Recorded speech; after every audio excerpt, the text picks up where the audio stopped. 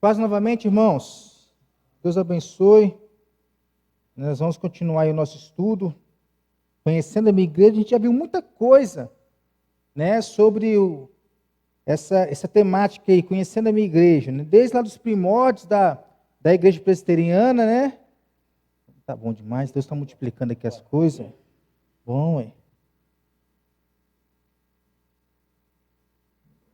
Vimos aí a parte histórica da nossa igreja, né? De onde surgiu, passamos um pouquinho pela reforma, estamos vendo aí quais são os pensamentos aí da igreja presbiteriana, o que é que ela crê como doutrina. Aí a gente chega agora na parte da igreja, é a penúltima parte, que é a parte, olha, que da justificação em Cristo, esqueci de trocar, tá vendo? Mas é a igreja. Aí, ó. É a igreja mesmo. Erro meu. Mas é a parte da igreja, como corpo de Cristo. Aí se vai faltar essa parte, talvez eu use terça-feira que vem para acabar sobre essa temática aqui, e depois vem a vinda de Cristo, nós vamos ver aí as visões, e dentre elas, qual é a visão que a nossa igreja crê sobre a vinda de Cristo. Então, começando aqui, irmãos, a gente poder entender um pouquinho sobre o que é a igreja. A igreja é uma instituição criada por Deus. As pessoas acham que foi criada por homens, né? Principalmente na figura de quem? De Pedro. Principalmente na figura de Pedro. Pedro é o pai da igreja, Pedro é o papa da igreja. Mas não, ela foi criada por Deus. E ela é assistida constantemente por Deus. É o Deus da Bíblia que é o grande fundador da igreja. É Ele quem cuida da igreja, é Ele quem sustenta a igreja. Né? Tanto que o fato sustentador da igreja não é dinheiro. O sustentador da igreja é Deus. É a provisão que vem dele. Então a igreja não é nada mais, nada menos que a união daqueles que foram chamados por Deus para uma comunhão com Ele e com o próximo, por meio de quê? Da palavra. Fazendo com que sejam selados pelo batismo e a ceia do Senhor para a glória de Deus Pai. Essa parte aqui de igreja, eu peguei lá na minha monografia, foi falado sobre comunhão, lá do seminário, né, a importância da comunhão para a vida do crente. O crente sem comunhão com a igreja, com Deus e com a igreja, ele não é nada. Crente que não quer ter comunhão com Deus já começou a apostasia dele. Né? Depois a gente vai falar mais um pouquinho disso. E nós falamos uma boa parte do que é a igreja. Segundo aí as doutrinas presbiterianas, né, que a gente crê, que a gente firma como confissão de fé na nossa vida. E um dos conceitos de igreja é esse. Aqueles que foram chamados por Deus para uma comunhão com Ele e com o próximo, por meio da palavra. Selados pelo batismo e a ceia do Senhor, para a glória de Deus Pai. Então esse é um significado do que é a igreja. Vamos partir aqui. Outras afirmações podem ser usadas para definir a igreja de Cristo. Né? Por exemplo, aí uma comunidade que abençoa e fere. Por que fere? Porque não tem ninguém perfeito aqui. Às vezes é uma palavra, às vezes é um gesto, às vezes é a falta de um gesto, a falta de uma palavra, né? Ferido aí por omissão, né? Porque nós todos estamos aí rumo à perfeição que vai acontecer só quando? Cristo voltar ou a gente morrer. Né? Anima e desanima. Quem aqui está 100% animado? Todo ano, animado com a igreja. Nem o mais, né, o mais futurista aí, ele está 100% animado o tempo todo, 365 dias por ano. Igreja é o lugar que acolhe e exclui mesmo. Esse dia eu estava vendo Tessalonicenses, lá Tessalonicenses, ele é bem claro. Aquele que não quer servir o Senhor, aquele que não quer andar com o Senhor, aquele que não quer andar com a igreja, o que a igreja tem que fazer com ele? Vai embora. Aparta desse aí. Porque não quer viver uma vida com Cristo. Acolhe e exclui, acerta e erra, todos nós acertamos e erramos, realiza e frustra. Todos esses sentimentos aqui, eles estão no meio da igreja. Porque tem homem na igreja. Então, onde tem homem, tem todo tipo de sentimento. São pessoas chamadas da massa da raça humana, através do Evangelho, para constituir aí agora uma sociedade de crentes. O Bavinck lá ia dizer, Herman Bavinck ia dizer lá que a igreja ela é feita dos crentes, aqueles que são aprovados por Deus, e dos descrentes, ou réprobos, que ele chama lá. Aqueles que são reprovados por Deus, são os ímpios. Tem esses dois tipos de gente na igreja. Aquele que é crente e aquele que acha que é crente. O que acha que é crente, no final ele vai se dar mal. O que acha que é crente não é, na verdade, né? No final ele vai se dar mal. O joio, isso mesmo. Aquele que é cristão verdadeiro, no final ele vai estar bem na fita.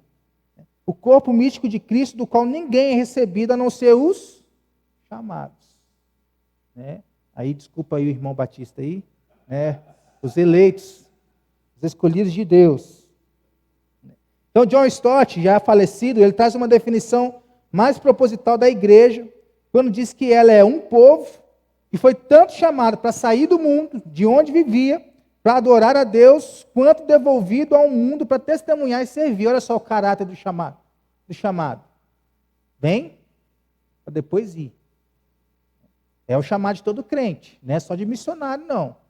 Tem gente que acha que é somente de missionário, mas de todo povo, é um povo chamado para vir, sair do mundo, tá? Para vir para dentro do mundo de Deus, depois sair de novo, para testemunhar e servir a quem está lá fora. Então esse é um dos papéis da igreja no mundo, testemunho e serviço. Sem isso a igreja não é nada. Né? Você vê aí as figuras aí dos pastores. O pastor sempre paga o pato, né? É o ladrão, é isso, é aquilo, né? Sempre o pessoal generaliza, né? Mas ele paga o pato por quê? Porque falta isso aqui. Testemunho, serviço. Aí acaba sujando o nome da igreja. Né? A igreja, ela vive através disso aqui, testemunho e serviço. Então tem aquelas frases, serve que não serve, não serve. Né? Nós estamos aqui para isso, testemunhar e servir. Testemunhar a quem? A quem está lá fora. Em qualquer ambiente que eu esteja, eu tenho que testemunhar o papel cristão. E servir também a quem está lá fora. Né? Esses são os dois papéis da igreja no mundo. Né? Isso aí é ter uma visão correta da doutrina da comunhão dos santos. Então já vimos um pouquinho sobre isso. Então, esse é o aspecto relacional de comunhão. A igreja é a única sociedade cooperativa no mundo que existe para os benefícios dos seus não membros. Por quê? Aquele que é membro da igreja, a gente crê que já foi beneficiado com a maior de todas as bênçãos, que é a salvação. E aí tem um mundo aí perdido aí fora, são os não membros. A igreja é o único lugar do mundo que trabalha em prol desses, levando a palavra, levando testemunho, levando serviço. Então é o povo de Deus, fundada pelo próprio Cristo, para ser a comunidade do Espírito e a antecipação do seu reino futuro, através da igreja, o reino de Deus, a Bíblia diz que nós podemos apressar a volta de Cristo, é ou não é? Através da igreja, essa igreja. Né? Alguns, numa definição bem básica, dizem que a igreja é uma agência missionária. E ela vai espalhando a palavra para se completar aqui esse reino futuro e a vinda do nosso Senhor Jesus Cristo.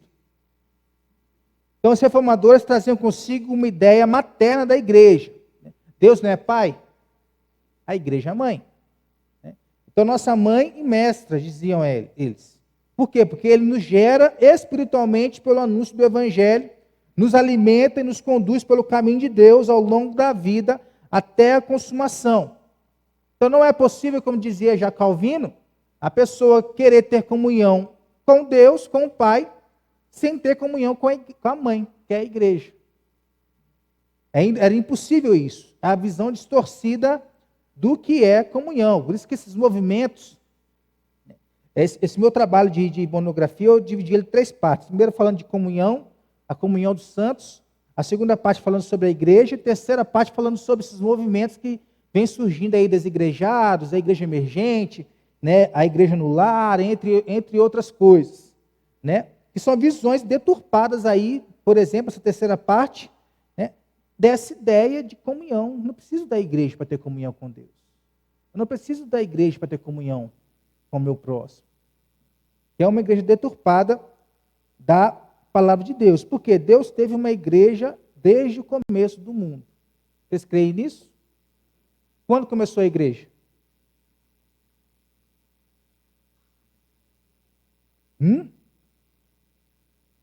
Vamos ver aqui então. A igreja no Antigo Testamento não nasceu com o nome igreja, nessa nomenclatura. Ela começa com Israel, a partir do chamado de Abraão. Vamos abrir lá? Abraão, Gênesis capítulo 12.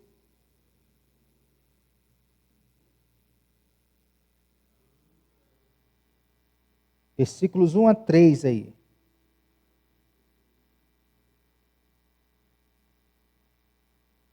Ora, disse o Senhor a Abrão, ainda era Abrão: sai da tua terra, da tua parentela e da casa de teu pai, e vai para a terra que te mostrarei. De ti farei uma grande nação, e te abençoarei e te engrandecerei o nome. Sê tu uma bênção. Abençoarei os que te abençoarem, e amaldiçoarei os que te amaldiçoarem. Em ti serão benditas todas as famílias da terra. Essa grande nação aqui é quem? A igreja. De onde nós viemos? De Abraão. De Abraão. Oi? Isso. Então aqui começou a igreja, desde Gênesis 12. Aí ela vai ter o seu estabelecimento como nação a partir de quem? De Moisés. Vamos lá, Êxodo 19.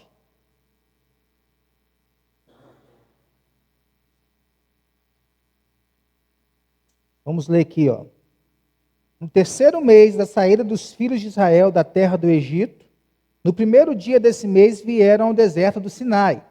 Tendo partido de Refidim, vieram ao deserto do Sinai, no qual se acamparam. Ali, pois, se acampou Israel em frente do monte. Israel simboliza quem? A igreja. Subiu Moisés a Deus, e do monte o Senhor o chamou e lhe disse: assim falarás à casa de Jacó e anunciarás aos filhos de Israel: tendes visto o que fiz aos egípcios, como vos levei sobre asas de águia, e vos cheguei a mim. Agora, pois, se diligentemente ouvides a minha voz e guardardes a minha aliança, então sereis a minha propriedade peculiar dentre todos os povos, porque toda a terra é minha. Vós me sereis reino de sacerdotes e nação santa. São essas as palavras que falarás aos filhos de Israel. Veio Moisés, chamou os anciãos do povo e expôs diante deles todas essas palavras que o Senhor lhes havia ordenado. Então o povo respondeu a uma: tudo o que o Senhor falou faremos. E Moisés relatou ao Senhor as palavras do povo. Tem algumas palavras aí que a gente vê lá no Novo Testamento. Quais são?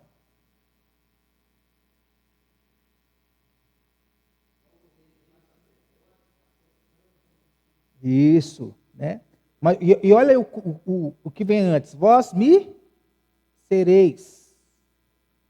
Lá em 1 Pedro capítulo 2, se não me engano, no versículo 9, ali já muda, né? Vocês são povo propriedade exclusiva de Deus, nação santa, sacerdotes. Então já muda a figura, já muda o contexto, já muda o tempo. Então ela teve aqui o seu estabelecimento com Moisés e o seu descobrimento como igreja agora, onde? Em Atos 2, no Pentecostes, onde eles se reuniram ali em torno de uma só pessoa, uma só mensagem, em reuniões, orações e adoração, que era através da doutrina dos apóstolos. Então a forma como Israel, que é o povo de Deus, se reunia como igreja, vai de encontro à forma como a igreja neotestamentária deveria viver, que é através da doutrina dos apóstolos, que é através de orações, que é através da adoração, que é através das reuniões que tinham ali frequentemente. Não eram templos, o templo veio vir depois, mas já tinha ali a ideia de povo de Deus como igreja. A gente vai ver depois ali o significado da palavra igreja, entre outras coisas. Então, nos dias apostólicos, surgiu a igreja conhecida como igreja. E durante vários séculos, valorizou-se imensamente a igreja. Hoje a igreja é valorizada? Que vê pelo nosso entorno, né? A igreja hoje ela não é valorizada pelos seus e também pelos de fora, né? Pelos de fora só querem falar mal da igreja. Muitas vezes os de dentro também falam mal da igreja, né? Então ela se perdeu aí o seu valor, né? Mas não é hoje, desde sempre isso vem acontecendo, né? Quando a igreja católica, por exemplo, que foi ali a igreja universal, que colocou a figura do Papa acima da figura da palavra de Deus, o Papa como cabeça da igreja, já estava se desvalorizando a própria figura da igreja. Então eles guardavam a aliança de Deus, se reuniam como uma igreja verdadeira, firmado na palavra da lei de Cristo, procuravam confirmar e se fortalecerem na fé, através do batismo, através da ceia do Senhor, e criam na promessa do Messias, que já tinha vindo, que agora eles estavam aguardando a sua volta.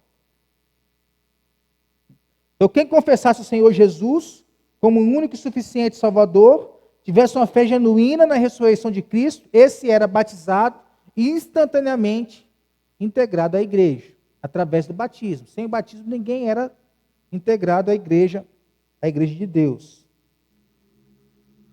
Então esse grupo era um corpo de pessoas que confessam e dão evidência de que foram salvos pela graça de Deus, para a sua glória por meio da fé em Cristo.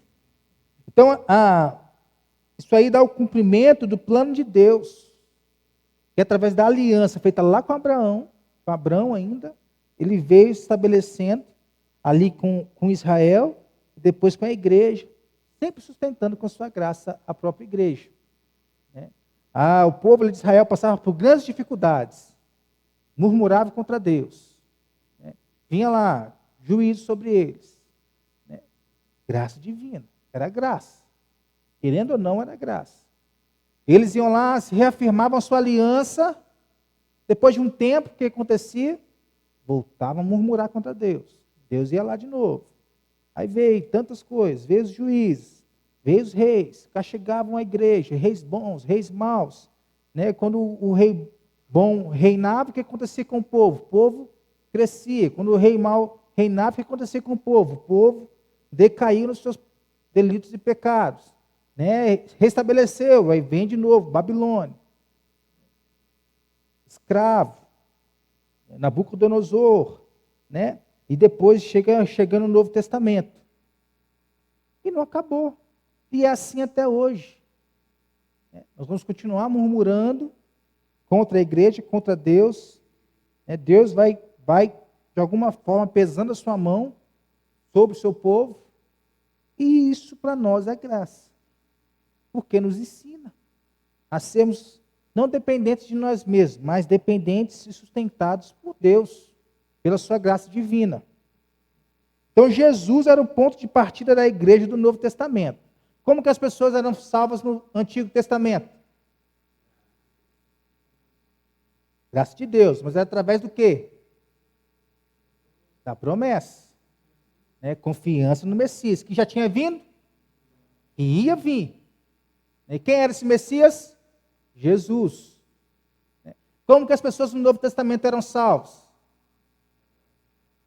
Pela graça, através daquele que já tinha vindo, da promessa que já tinha se cumprido.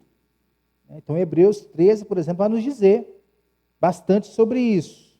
Então, logo que os homens se uniram em fé na ressurreição de Jesus, na expectativa da consumação do reino de Deus e na volta de Cristo, a igreja passou a existir.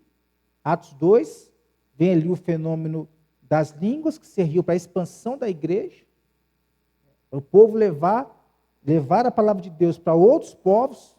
Ali, a partir de Atos 2, o Império Romano ele ajudou muito na expansão do Evangelho, porque o Império Romano foi abrindo estradas. Mais estradas e estradas, as pessoas foram se espalhando. E aí os crentes foram espalhando a palavra de Deus, junto com isso. Também veio junto com isso a perseguição, que ajudou a fortalecer a igreja. Historicamente, a igreja ela é então herdeira de Abraão, constituindo um só povo, o qual foi chamado para ser o povo de Deus, reunido em seu nome, chamado pela aliança com o Senhor. E essa aliança, ela não se quebra.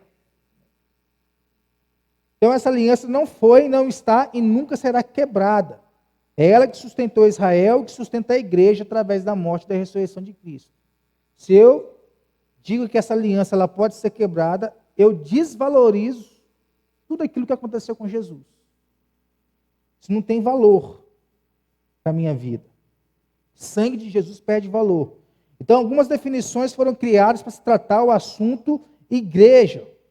Como que o Antigo e o Novo Testamento usa aí algumas palavras para poder definir a igreja. Nós vamos começar com alguns conceitos aqui. Ó.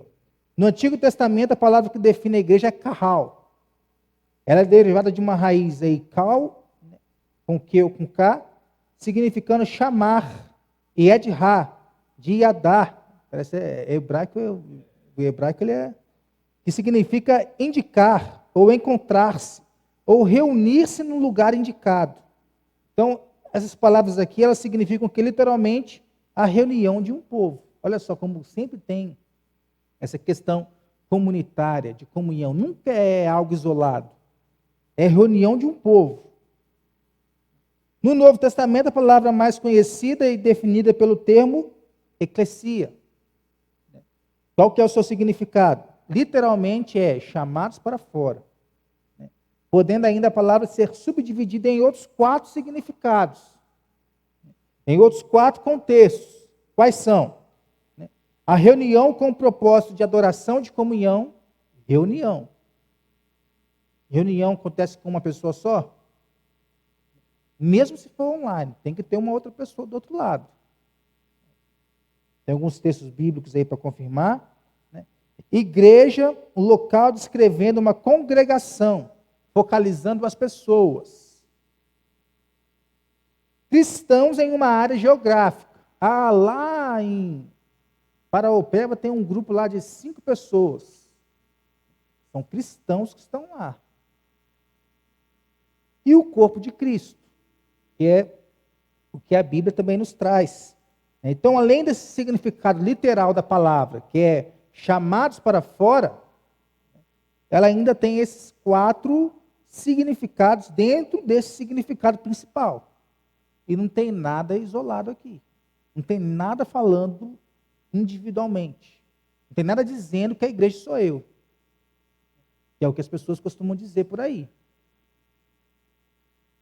Então, adjetivos que definem a igreja. Aqui essa parte aqui é mais... Eu acho que não vou conseguir terminar ela hoje, não. Quais são? Vocês conhecem alguns aí? Como que a igreja ela é chamada? Noiva de Cristo. Mais qual? Assembleia dos Santos. Também. Mais algum? Aprisco? Das ovelhas também. Mas vamos ver aqui. Casa de Deus, né? A igreja, ela não é uma instituição abstrata. Ela está viva, ela vive, ela é real, ela é atuante, ela é o canal da manifestação da palavra de Deus proclamada. Toda vez que nós estamos proclamando aqui a palavra de Deus, nós estamos, né, dizendo que o Senhor está falando com o seu povo. Então, alguns adjetivos aí são usados pela Bíblia e também pela história para tratar sobre a igreja. De uma forma metafórica, a fim de exprimir seu significado e sua importância no reino de Deus, das pessoas, das suas relações, natureza, da sua função também. Então, vamos começar aqui. Contém esses adjetivos, mas ela é muito mais do que isso. Ela é o agente de Deus. O principal meio pelo qual Deus está cumprindo o seu propósito reconciliador. Por que não é possível acabar com a igreja? Porque acabar com a igreja é acabar com o propósito de Deus. E o propósito de Deus só vai terminar na volta de Cristo. Então, pode vir qualquer coisa aí, é pandemia, é guerra, é comunismo, nada disso vai acabar com a igreja. A igreja continuará de pé. Então, a igreja e o reino de Deus são sinônimos, já que um trabalha em benefício do outro. O reino de Deus é algo que não se pode tocar, mas por meio da igreja é algo que se pode buscar.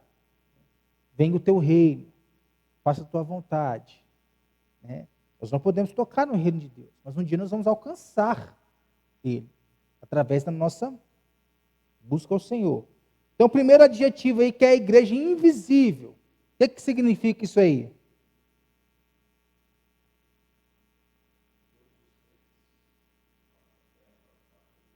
Todos os crentes que permanecem em Cristo foram redimidos pelo seu sangue e passam a ser membros dessa igreja invisível. Então, aquele crente lá de 1500 faz parte dessa igreja? Faz. O de hoje? Também. O de daqui a 20 anos, se Cristo não voltar? Também. Aí, ó, tá te zoando aí, hein? Deixava não, hein? Aí, ó. E ela é encontrada dentro da igreja visível. Nós vamos ver o contexto de igreja visível. Então, João Calvino diz que a principal tarefa da igreja invisível é tornar a igreja invisível visível. Parece um dia, um mês. Aí, mas é exatamente isso. Nós vamos ver depois, através de uma figura aqui, como que isso aqui se dá. E é através da igreja invisível. O que significa? Então, pessoas que foram redimidas pelo sangue de Cristo estão ligadas a uma instituição eclesiástica ao redor do mundo. Morto faz parte da igreja visível? Não. Somente aqueles que estão vivos. É a igreja como o homem vê. Nós estamos aqui, ó. A igreja invisível. Nós estamos vendo isso. A família unida dos crentes. O grupo de pessoas que se reúnem toda semana para cultuar a Deus como igreja e professar a fé em Cristo. Essa é a igreja real, essa é a igreja militante. A igreja triunfante é a igreja invisível. Nós militamos pela causa de Cristo. Então, Calvino também escreve aí sobre a igreja visível, definindo-a como a multidão congregada de todas as nações, a qual espalhada e dispersa pelos lugares mais remotos pelo vínculo da mesma religião. Igreja de Cristo aqui, igreja de Cristo na Itália, igreja de Cristo no Congo, igreja de Cristo em qualquer lugar. Estão ligadas pela fé em Cristo. Hoje até a igreja do Maradona tem. Né? Então, é firmada em Cristo, é a fé em Jesus. É a Assembleia de todos os santos, a qual, estendida por todo o mundo, está dispersa em todo o tempo, unida sem dúvida por uma só doutrina de Cristo, e que por um só Espírito guarda e observa a união da fé, junto com a concórdia e caridade fraterna. Essa é uma outra definição aqui de igreja visível. Aí esse ovo aí nos dá parece a cabeça do Walter. Nos dá uma noção aí. A parte branca é a igreja invisível. Passado, presente e futuro. A parte amarela é a igreja visível. Está onde? Dentro da igreja invisível. Os que são visíveis hoje, um dia vão fazer parte da igreja invisível. Mas hoje fazem parte da igreja de Cristo, a igreja visível. Está dentro da igreja invisível. Outro adjetivo aí, igreja é una. Por que é una? É somente uma. Né? A sua unicidade, essa ligação aí, é a unicidade de Deus. A igreja é única porque Deus é único. Então esse é um outro adjetivo. Ela é lotada por todos aqueles que foram, são e serão eleitos por Deus. Ou seja, aqueles que foram, estão e serão salvos.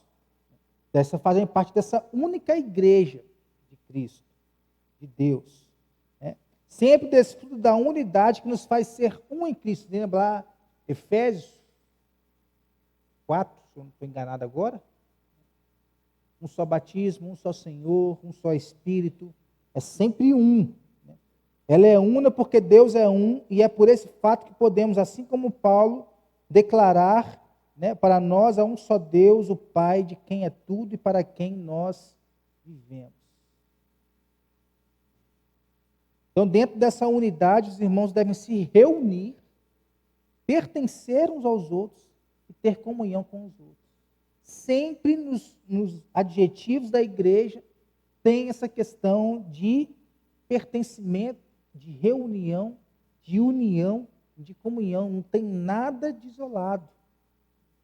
Então, nós precisamos da igreja. Igreja salva? Não salva. Né? Isso é um contexto da igreja católica, a salvação através da igreja. A igreja adventista, por isso que ela é considerada aceita.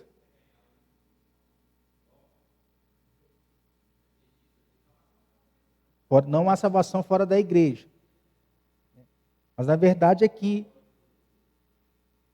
católico também, isso aí. Não há salvação fora da igreja. Aliás, não há salvação, agora estou me embolando aqui, ó. É fora da igreja. Né? Mas um salvo, ele deseja estar na igreja. Não tem condição uma pessoa que se diz salva, que se diz crente, ela não desejar estar dentro da casa de Cristo. E isso. Exatamente. O Davi lá vai dizer lá no Salmo 26, eu amo o Senhor, o lugar onde a tua glória habita, onde a sua glória assiste. Que era onde ele estava se referindo? A igreja, o templo. Não há.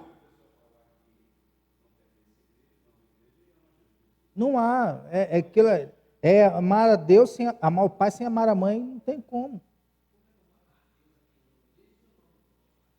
E isso, né, é o princípio bíblico, né?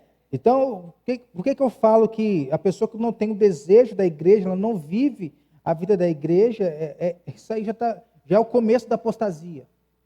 Ela está abandonando a sua fé. Ela está abandonando a palavra de Deus. Vai vir um tempo difícil, vai vir um tempo ruim, aí que vai ser mais fácil dela o quê? Largar de vez. Não está sendo fortalecida, não está sendo firmada, não está sendo alimentada. Irmão alimenta, gente. É bom você chegar aqui na igreja e ver um sorriso largo, apesar das feições aí, né? Mas é bom, aceitar o amor, né? Aí você vê as coisas aí, irmão, realmente nesse final de semana eu estava triste. Realmente eu estava. Pô, ninguém falou nada, não perguntou o tamanho de camisa, não falou nada, sapato 42. Eu falei, cara, poxa, ninguém lembrou. Sim, né? Mas a gente gosta da manifestação, né? Aos nossos olhos. E isso. Aí você sai daqui domingo à noite na felicidade extrema. Por quê? Porque os irmãos lembraram do aniversário do pastor. Foi meu aniversário esse final de semana, o pastor Wesley. Então, isso faz parte da igreja. Faz parte da vida da igreja. Né? Se levasse a fazer uma visita aos irmãos, levar ali alguma coisa, né, para comer, ter um tempo juntos, tomar um café juntos. Igreja é isso, é relacionamento, é comunhão, né, é unidade. Não há como ser igreja se eu estou longe da igreja. Igreja sou eu, isso aí é mentira, não existe. Meu corpo é habitação do Espírito Santo, mas eu sozinho não sou igreja, eu preciso de mais gente para ser igreja, né, para andar com a igreja. Então a igreja ela é santa. Por que ela é santa também? Somente por causa disso. E se dependesse de nós, ela não seria santa. Né? Define a santidade da igreja relacionada com a santidade de Deus. É uma coisa ligada à outra. Né? Ela deve se desenvolver porque Deus é santo e deve apontar o caráter dele. Então ela é separada para Deus e do restante do mundo descrente e ímpio. E mesmo não sendo perfeita, ela vai se desenvolvendo dessa forma.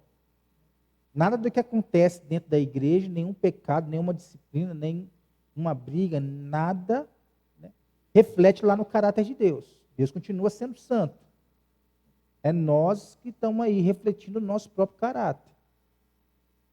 Então a igreja ela é composta pela comunhão de pessoas separadas, né, significado de eleito, né, de separado, regenerado e reunido em nome de Cristo.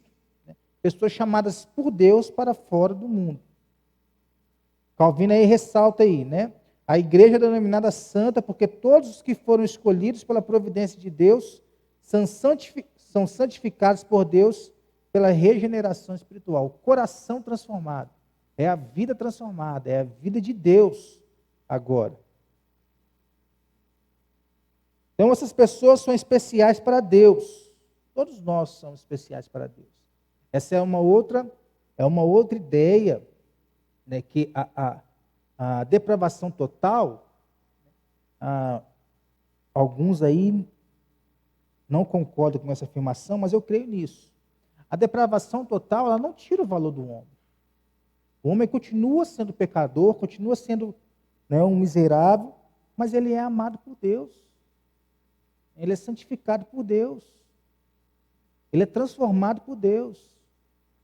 Ele não é o coração de Jesus, mas ele é especial para Jesus. Custou o quê? Custou o sangue do próprio Filho de Deus. Como que eu vou dizer que uma pessoa dessa não tem valor diante de Deus? Continuamos pecadores, continuamos miseráveis, mas somos alvos da graça de Deus, do amor de Deus. Exatamente, é o dos crentes, estou falando dos crentes.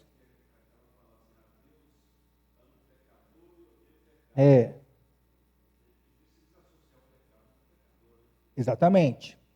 Estou falando dos crentes. Essas pessoas que estou falando aqui, é o que Calvino está ressaltando lá, que foram santificados através da regeneração. Então a santidade de Deus é a essência, atributo e a marca que define a essência da igreja. Então, mesmo sendo especiais para Deus, os crentes não devem achar que o fato de procurarem viver uma vida santa não os faz querer ser melhores que aqueles que não fazem parte dela. Nós não somos melhor que o ímpio porque nós somos crentes, não. Estamos todos iguais, né, diante de Deus. A diferença diz respeito à salvação. Nós somos salvos, né, e os outros não foram. Então Deus declarou que a igreja é santa em Jesus, não por conta das suas próprias forças, de sua vivência do mundo e por suas obras. Mas ela é santa em Cristo. No último, penúltimo, que foi justificação, a justificação é em Cristo. Não é no homem, é através de Jesus. Então ela é santa porque não porque vive ou viverá de forma santa, mas porque em Jesus Deus a declarou santa. E essa santidade da igreja, ela é refletida onde? No serviço. Tem que haver serviço na igreja. E qual que é a área de maior dificuldade da igreja? Serviço. Isso reflete vida de santificação. Não há serviço porque não há santificação. Né? Da disponibilidade para a obra de Deus, de sua humildade diante dele e de sua palavra. A igreja ela é católica. O que isso significa? Universal. Né? Não é também a universal do reino de Deus. Né? Então ela é católica por estar acima de etnias, está acima de nacionalidades e cultura, expandindo o reino de Deus pelo mundo, não sendo ela encontrada apenas em uma cidade, nem entre um só povo ou uma localidade específica. Tem aqui, tem em Paraopeba, tem em Nova Lima, tem em Raposos, tem, né, em Contagem, Betim, na China, todo lugar do mundo. E aqueles lugares que onde não tem, estamos aguardando a chegada da palavra de Deus lá. Mesmo assim, o homem não é indesculpável, né? Como diz Romanos. Né? Revelação geral. Então ela é católica, pois uma sociedade que abrange todos os eleitos e crentes, em todos os lugares que estiverem, estão ou estarão, e em todos os tempos em que têm vivido, desde o princípio do mundo, ou viverão até o fim. E ela é descrita na Bíblia aí, ó. Tantos textos. Vamos abrir Mateus 16, 18 é o texto clássico, né? Mas vamos abrir Atos 9, 31.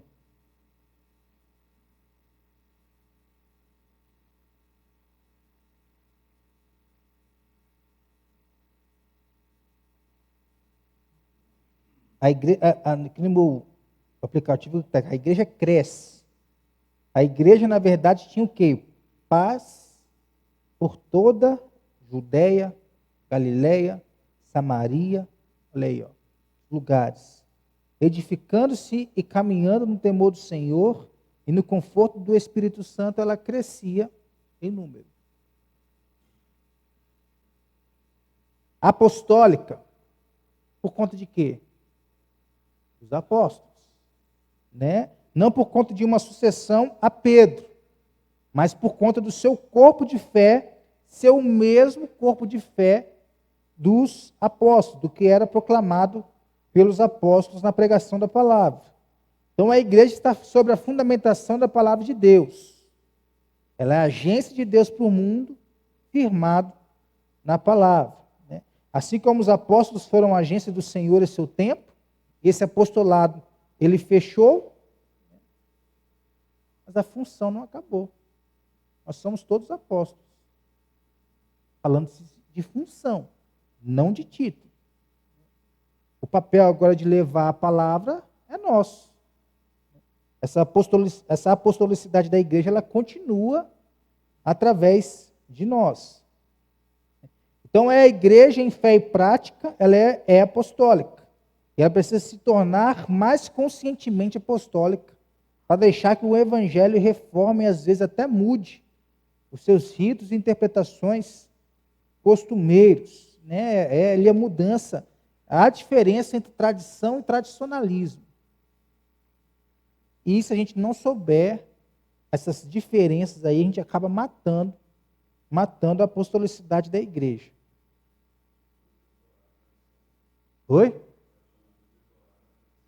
Uma boa definição aí. Adorar a tradição. Família de Deus. Como que ela se dá nesse adjetivo aí? Vamos pegar esse último aqui para a gente poder, semana que vem, continuar. Esse título é dado à igreja, pois ela é o instrumento pelo qual Deus adota seus membros como filhos, reconciliando-os na comunhão com Ele. Todos nós estávamos debaixo da ira de Deus, antes de Cristo. Através de Cristo, nós saímos debaixo dessa ira divina e fomos abraçados aí como filhos de Deus. Todo mundo é filho de Deus? Somente quem está agarrado a essa graça divina pode ser chamado de filho de Deus. Romanos capítulo 8. Então a entrada nessa família não é por nascimento humano. Nasceu meu filho. Faz parte da família de Deus? Através da doutrina da aliança, nós cremos que sim. Né? Mas não é na nossa fé. É na fé em Cristo. É por isso que dentro da igreja nós já vimos que nós não batizamos crianças, nós batizamos os filhos da aliança. Né? Que através da fé dos pais, creem que eles são alcançados também pela graça de Deus. Mas na frente, a própria criança ou adolescente, ou até aí mais velho um pouquinho, ele reafirma isso através da profissão de fé. E eu estou reafirmando, não são os meus pais, sou eu. Eu quero fazer parte dessa família. Né? Ninguém é inserido na família de Deus sem fé. E ela precede essa entrada na família de Deus. Então, a mesma comunhão que deve ser cultivada numa família humana, abriga na família humana? Mas também há alegria, há comunhão. Então, cada um tem a responsabilidade de amar o outro dentro dessa família. Aquela musiquinha, né? Eu preciso de você, você precisa de mim. E sem Cristo, nós não existimos. Né? Então, a sua natureza está pautada em relacionamentos caracterizados pelo quê? Santidade. Sem santidade, diz Hebreus o quê? Ninguém verá a Deus. E é justamente a partir desses relacionamentos familiares saudáveis que o mundo reconhece quem são os discípulos de Cristo. Só esse texto aqui, Evangelho de João, capítulo 13, versículo 34. Quem pode achar aí, pode ler para nós.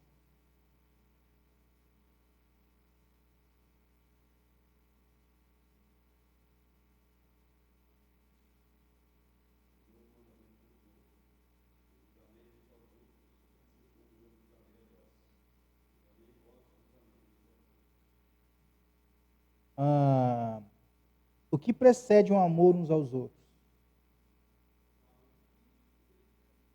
O amor de Deus por nós, de Cristo por nós. Então nós só podemos amar porque nós fomos amados. Então isso vai se manifestando. Deus me amou e eu amo o meu irmão. E assim essa família da fé, essa família de Deus, ela vai se relacionando e se multiplicando também.